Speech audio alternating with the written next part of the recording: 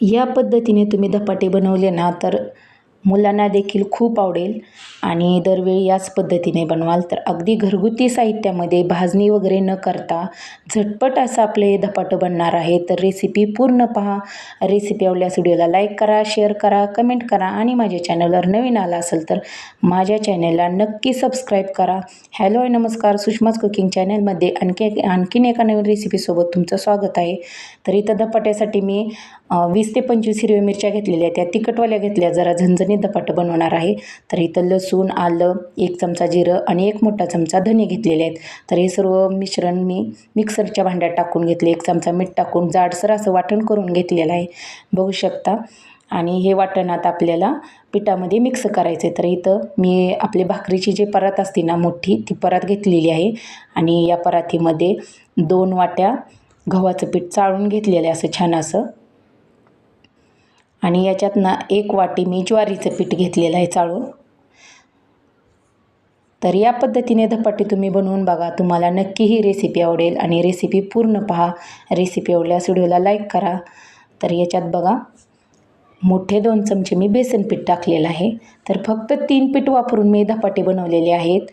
तर ज्यांना धपाटे बनवायची पद्धत माहीत नाही त्यांनी ही पद्धत वापरली ना तर अगदी परफेक्ट धपाटे बनतील. तर याच्यात मी मिक्सरच्या भांड्यामध्ये वाटण केलेलं होतं ते वाटण टाकून घेतले आणि ज्या काय तुमच्या भाज्या वगैरे तुमच्याकडे असतील ना त्या टाकल्या छान असं बारीक कट करून तरी चालतील. ज्या भाज्या मुलं खात नाहीत ना त्या भाज्या धपाट्यामध्ये टाकून मुलांना दिल्या ना खायला तर मुलं नक्की आवडीने धपाटे खातील आणि मुलांच्या पोटात देखील या भाज्या जातील. तर इथं मी पालकची भाजी घेतली, 1 गाजर किसून घेतले आणि मोठे 2 कांदे असे बारीक असे कट करून घेतलेले आहेत. तर कांद्याने ना धपाट्याला छान अशी चव येते आणि मऊ होते धपाटे छान असे. तर याच्यात कोथिंबीर घेतली बारीक कट करून अशी. तर याच्यात तुम्ही 1 चमचा धना पावडर, 1 चमचा जिरा पावडर आणि ओवा 1 चमचा हातावर असं प्रेस करून टाकू शकता, त्यामुळे धपाटे खूप चविष्ट बनतात. तर याच्यात मी 1 चमचा हळद पावडर घेतली, 1 चमचा मीठ टाकलेलं आहे. तर या पिठामध्ये हे छान असं मिक्स करून घ्यायचं भाज्या वगैरे आणि याच्यात 1 मोठा चमचा तेलाचं मोहन टाकायचं.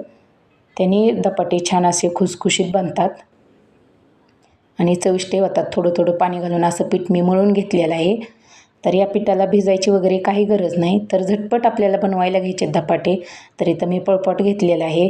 तर या पळपटावरती आपल्याला रुमाल घ्यायचा आहे. तर मी इथं कॉटनचा रुमाल ओला करून घेतलेला आहे. तर याच्यावरती आणखीन थोडं पाण्याचा असा शिडकावा टाकलेला आहे आणि याच्यावर आपल्याला एक पिठाचा गोळा घ्यायचा आहे. आपल्याला जेवढे छोटे मोठे धपाटे बनवायचे आहेत तेवढे. आणि इथं पिठाचा गोळा घेतला आहे मी आणि हे आता थापून घेणार आहे छान असं धपाटं.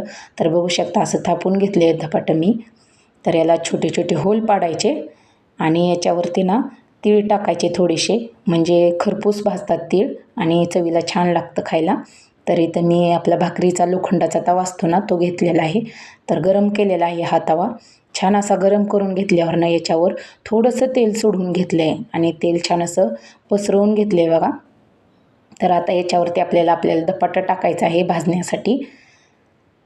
तर बघू शकता आता मी धपाटं उचलणार आहे पोळपाटावरनं आणि तव्यावरती टाकणार आहे. तर माझी पद्धत कशी वाटली मला नक्की कमेंट करून सांगा आणि या पद्धतीनं तुम्ही नक्की धपाटे बनवून बघा. अगदी झटपट रेसिपी आहे, घरगुती साहित्यामध्ये बनवलेली आहे.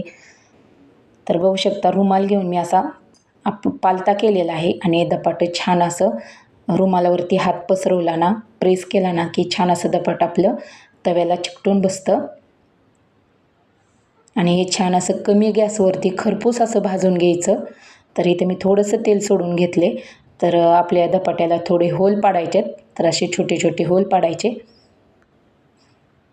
तर हे होल पाडून घेतले आणि ह्या होलामध्ये थोडं थोडं तेल सोडून घ्यायचं, म्हणजे सर्व बाजूनी आपले धपाटे आहेत ना छान भाजून निघल, कुठेही कच्चं राहणार नाही. त्याच्यामुळे थोडं थोडं तेल सोडून घ्यायचं. तर बघू शकता हे आपलं धपाटं छान असं हे झालेलं आहे. एका बाजूनी पलटून घेतले तर छान भाजले एका बाजूनी. तर असं खरपूस भाजून घ्यायचं.